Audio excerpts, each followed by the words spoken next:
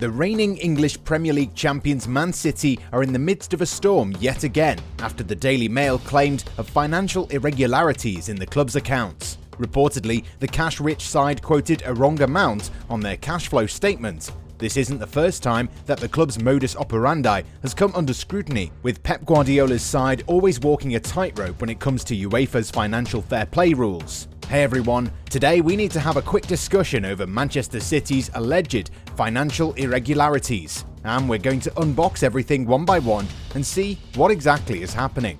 Before we do, make sure to subscribe to our channel and let us know your thoughts in the comments section. The background. Okay, so English media outlet The Daily Mail reported that Manchester City's shirt sponsor Etihad paid the club £12 million for the 2010-11 season. However, the amount that the club received was only £4 million. The 2010-11 season was a financially successful one for the citizens, whose commercial revenue increased by 22.5%. In total, the club's overall revenue increased from £125.1 million to £153.2 million. Revenue streams drove this financial health, with matchday ticketing revenue increasing by 8%. City's television rights income was also increased by 27.4% in that fiscal year, while commercial revenue reached £48.5 million. The club's management also reported a net loss of £160.5 million owing to an accelerated investment programme the club had undertaken between 2008 and 2011. Now, we decided to go through Manchester City's 2010-11 annual report to see if there's something amiss, and lo and behold, Manchester City's official website no longer has the record of the 2010-11 season.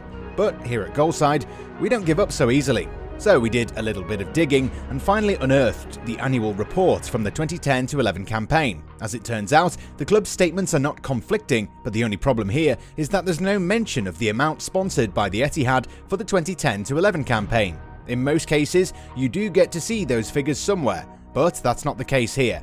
Etihad was supposed to pay the club £12 million, but ended up paying them only £4 million. The difference was reportedly paid by a UAE governmental agency that has close ties with the club's owners. So there's two issues here. First, City did not confirm the total amount paid by Etihad. And secondly, they took money from another agency and advertently or inadvertently inflated their sponsor money, which is considered professional malpractice in every language.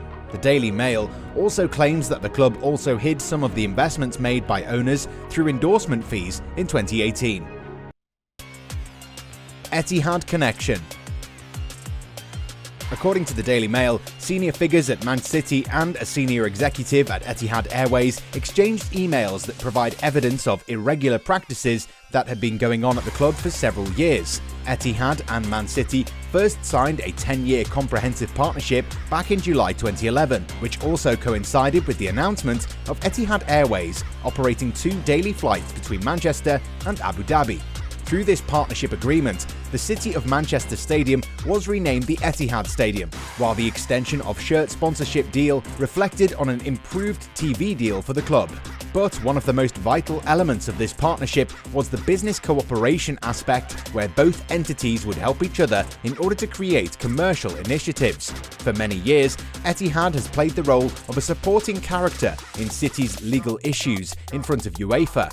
The 10-year agreement, which was reported to be around £400 million, drew a lot of criticism from rival fans, who believe the deal to be far more than the market value. And while such partnerships are subjective, it's clear that they add a competitive advantage that needs to be checked. Sponsorship has to be at the market price, complained Arsenal's then manager Arsene Wenger when asked about the deal back in 2011.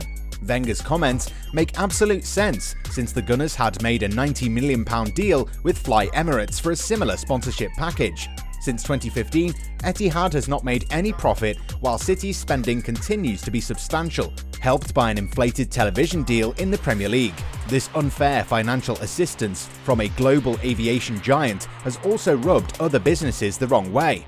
There have been legal cases, there have been White House conferences, a lot of activity, says Mark Dombroff, a partner of the aviation practice at the law firm Fox Rothschild. While Manchester City have been accused of fidgeting around with football finances, Etihad has also been blamed of getting unfair subsidies its government. Premier League takes a stance.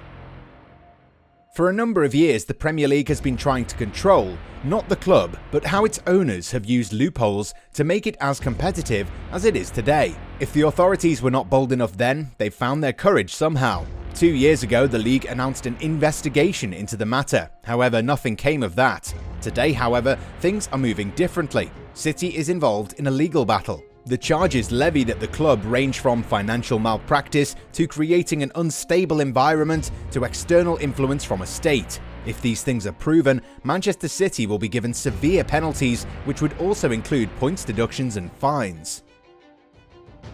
How the Premier League failed the other clubs.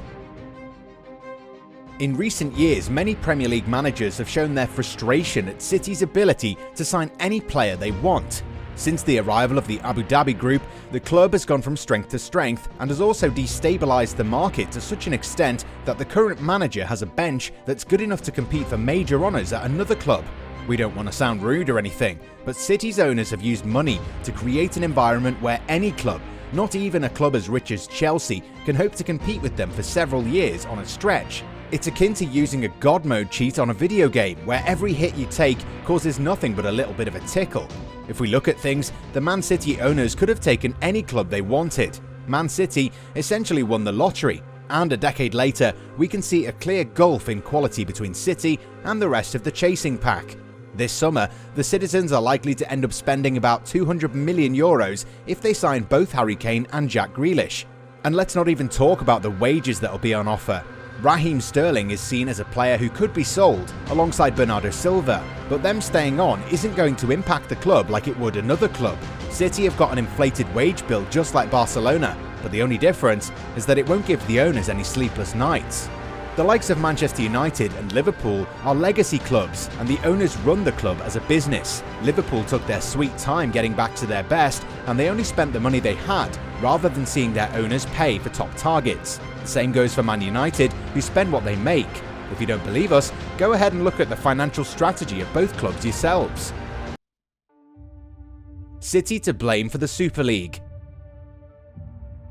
Okay, so most of us were completely hacked off to find out that 8 clubs decided to create a European Super League. That league was going to be very lucrative, but the idea was shelved.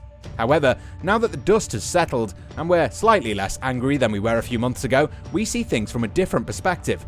One of the reasons behind the Super League was to help clubs make more money. Not every club has a sugar daddy owner who'll bail them out. Watching the likes of City and Paris Saint-Germain make a mockery of how football's run, these clubs must have thought that they needed to safeguard their interests before they end up in the shadows behind 2 clubs backed by powerful regimes. So yes, City's part of the problem, whether anyone likes to admit it or not. The same can be said of Chelsea, but Roman Abramovich only spends money when needed. Pep Guardiola's side are yet to win the Champions League, but don't be surprised to see them lift the coveted trophy eventually. And why wouldn't you when you've been handed the keys to the kingdom that has all the best players and an owner who'll keep on filling the coffers?